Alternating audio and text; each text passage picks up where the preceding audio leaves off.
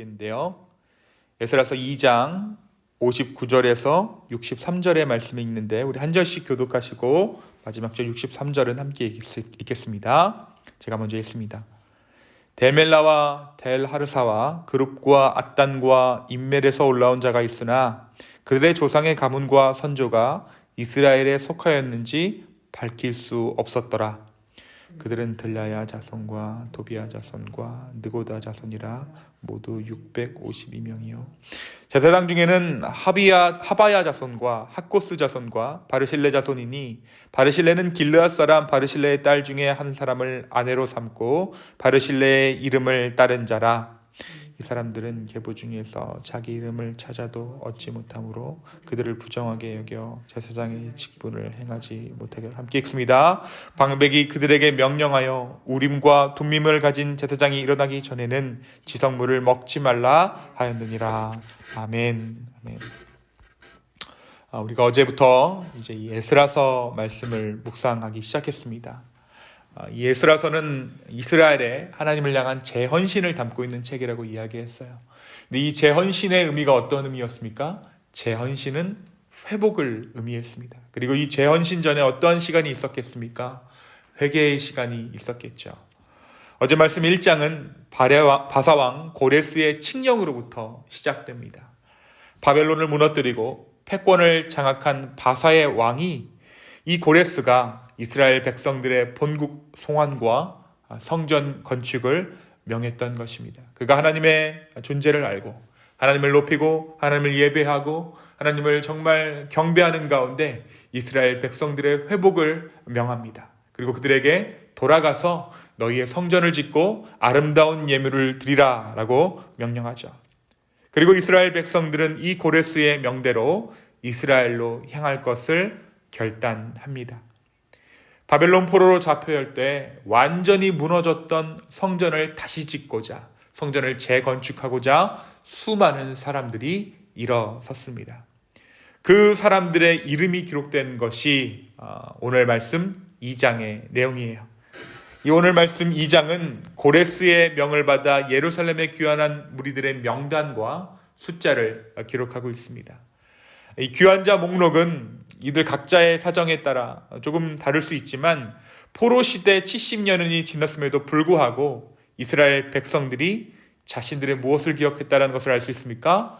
자신들의 출신지, 자신들의 고향을 기억하고 있었다는 것을 알 수 있습니다. 이들이 출신지별로 쫙 나누어져 있어요. 그리고 그들의 출신 지파나 고향이 이스라엘 지역에 정말 넓게 광범위했다는 것을 또한 오늘 말씀이 보여주고 있습니다. 오늘 말씀이 총 몇 절로 구성되어져 있습니까? 70절로 구성되어 있습니다. 구약에서는 굉장히 절수가 긴 성경 중에 하나죠. 3절에서 20절에는 조상들의 이름을 따라 혈연 지파로 분류된 명단들이 쫙 기록되어 있습니다. 또 21절에서 35절은 그들이 본래 살았던 성읍을 기준으로 한 명단이 나옵니다. 그리고 36절에서 39절은 제사장 그룹, 그리고 40절에서 42절은 레위인, 43절에서 58절까지는 성전에 허드렛 일을 하던 느디님 자손과 솔로몬 신하의 자손들의 명단이 기록되어져 있어요. 그런데 이 느디님 사람들은 기브온이나 다른 가나안 족속의 후손으로 성전 노예가 되었던 사람들입니다. 당시 지도자들은 귀환자들의 출신과 지역을 확인했는데 한 가지 문제가 발생한 것이죠. 오늘 저와 여러분이 읽으신 59절에서 63절의 말씀이 그 문제가 되었던 상황을 이야기해주고 있습니다. 그것은 예루살렘이 멸망할 때 잃어버린 자료들 때문에 정확한 족보를 확인할 수 없는 사람들에 대한 문제였어요. 무엇보다 문제가 된 것은 제사장들이었습니다. 족보 확인이 안 되기 때문에 족보 확인이 불가능한 제사장들은 제사장의 역할을 감당할 수 없다라는 것이죠. 지도자들은 이들의 정통성을 확인할 수 없었기 때문에 우림과 둠밈을 가진 제사장이 일어나서 하나님께 여쭤보기 전까지는 이들이 제사장 역할을 수행할 수 없도록 만듭니다. 우림과 둠밈이 무엇입니까? 제사장의 흉패 안에 넣어두고 이스라엘 가운데 중요한 일이 있을 때 하나님의 뜻을 묻고자 했을 때 이 우림과 둠밈을 흉패 가운데 넣어두고 하나님의 뜻을 물었었습니다. 그러니까 이들이 지금 우림과 둠밈 또한 가지고 있지 않았던 것이죠. 그래서 이스라엘로 돌아가서 혹시 우림과 둠밈이 있으면 그 둠밈을 가진 우림과 둠밈을 가진 제사장에게 그 뜻을 물어보기 전까지, 다시 말해 하나님의 뜻을 알기 전까지 이들로 하여금 제사장의 역할을 수행하지 못하도록 한 것입니다. 그래서 이들이 일단 지성물을 먹지 않아야 한다라고 결정을 내리게 됩니다. 이들이 제사장을 세우는 문제에 대해서 굉장히 신중하게 결정하는 것을 볼 수 있어요. 여러분, 이때가 어느 때입니까? 회복의 때예요. 은혜가 흐르던 때입니다. 자, 근데 우리 인간들은 어떻습니까? 우리 사람들은 보통 은혜의 때가 흐르면 그래, 이게 은혜니까 좋은 게 좋은 거지 하고 그냥 넘어갈 때가 많이 있어요. 근데 이 사람들이 지금 이 은혜의 때에, 이 축복의 때에, 어떻게 보면 잔치의 때에 굉장히 이 문제만큼은 신중하게 결정하고 있는 것이죠.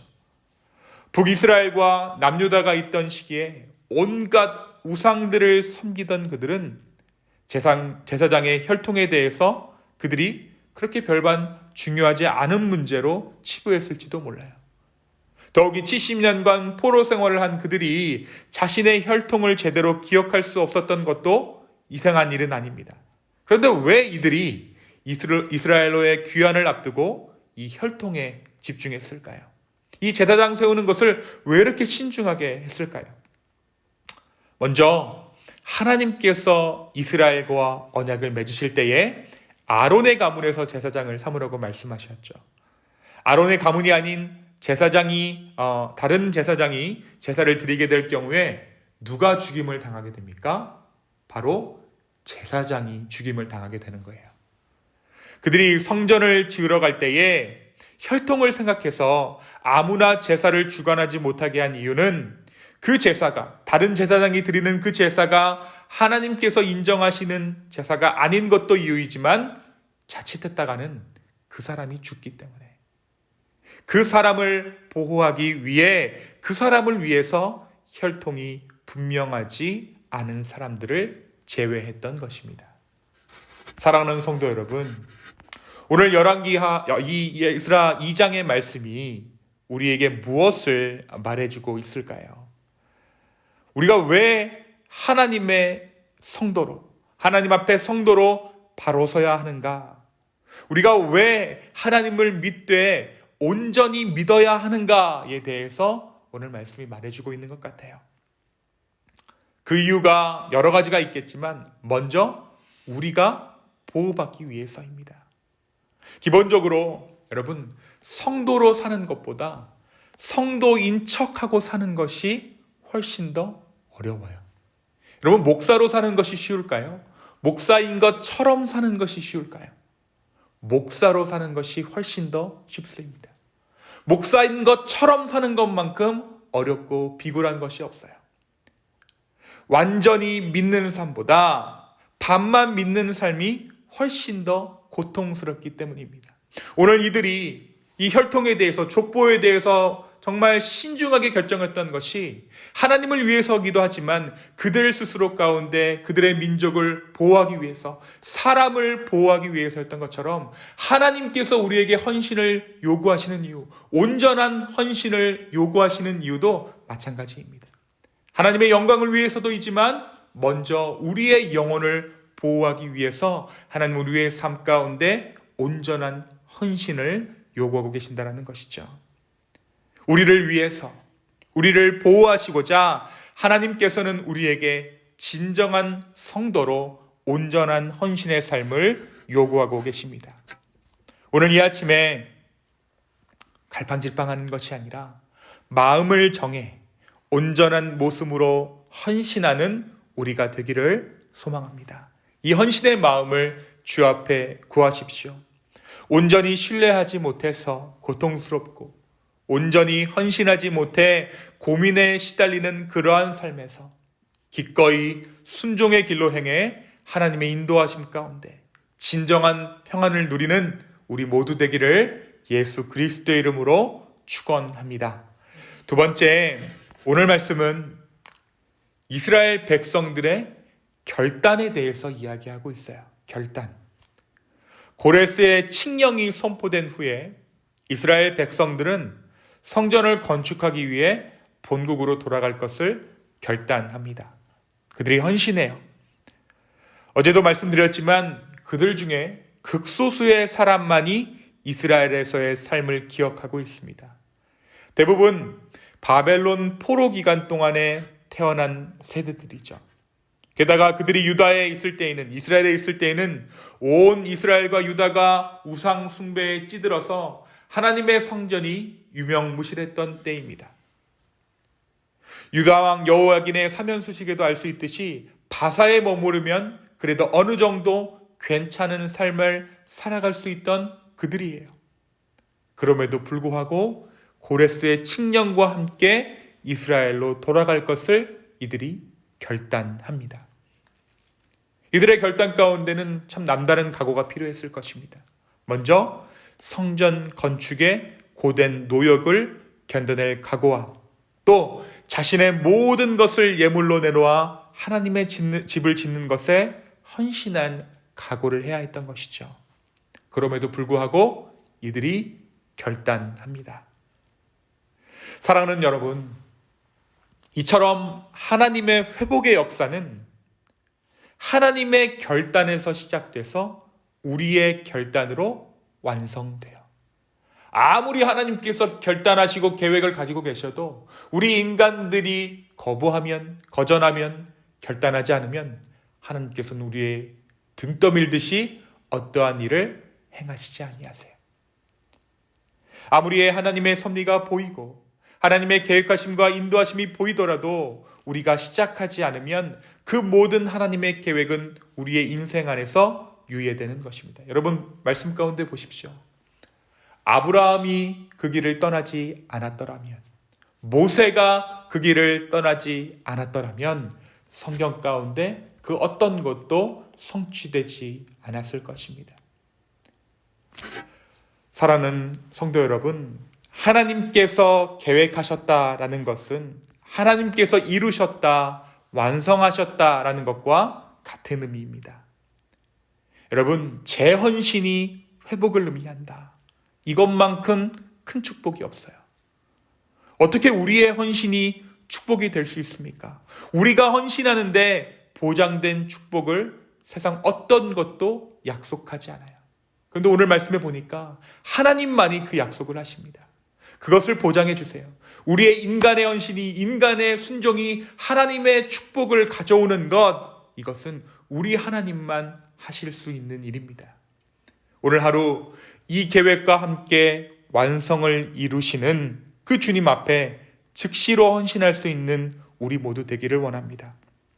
바로 그때 이스라엘이 그러했던 것처럼 회복의 은혜를 우리의 삶 가운데 맛볼 수 있게 될 것입니다.